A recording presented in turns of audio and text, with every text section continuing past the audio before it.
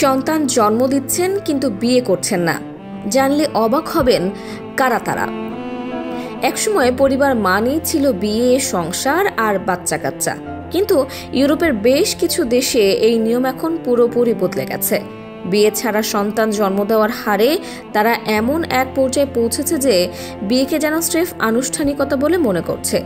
আর এই তালিকার শীর্ষে আছে ফ্রান্স, যেখানে 100 শিশুর মধ্যে 60 জনের বাবা মা বিয়ে করেন না।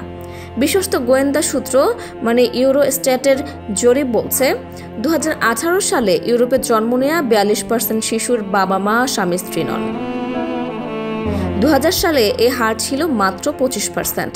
অঙ্কের হিসাব বলছে গত 18 বছরে বিয়ে ছাড়া সন্তান নেওয়ার হার বেড়েছে 17%। মানে আধুনিকতার সঙ্গে সঙ্গে বিয়ের গুরুত্ব কমতে শুরু করেছে।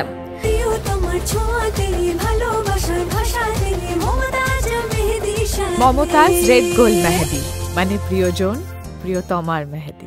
ফ্রান্সে মানুষ বিয়ে করে কম, প্রেম করে বেশি। কারণ বিয়ের পর যদি বিচ্ছেদ হয় তবে সম্পদের অর্ধেক দিতে হয়, সন্তানের ভরণ পোষণের দায়িত্ব থাকে রাষ্ট্রের। বিয়ে করলে আইনি ঝামেলা বেশি, প্রেম করলে চাপ কম। ফ্রান্সের পরে আছে বেলজিয়াম, তারপর স্লোভেনিয়া এবং পর্তুগাল। এমনকি সুইডেন, ডেনমার্ক, এস্তোনিয়া, নেদারল্যান্ডসেও এ হার 50%। স্পেন, ফিনল্যান্ড, হাঙ্গেরি, অস্ট্রিয়াতেও 40% পার করেছে। তবে ইতালি ও জার্মানিতে এখনও বিয়ের কদর কিছুটা বেশি। বিয়ে করলে চাকরির বাজারে বেশি গুরুত্ব, সন্তান থাকলে সরকার থেকে মোট অঙ্কের ভাতা, 2 বছর মাতৃত্বকালীন ছুটি, বাড়ি পেতে সুবিধা। আর ইউরোপের রক্ষণশীলতম দেশ গ্রিস, এখানে মাত্র 11.1% সন্তান বিয়ের বাইরে জন্মায়।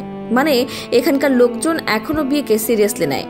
বিয়ে ছাড়া সন্তান জন্মদান ইউরোপে এখন যেন ট্রেন্ড।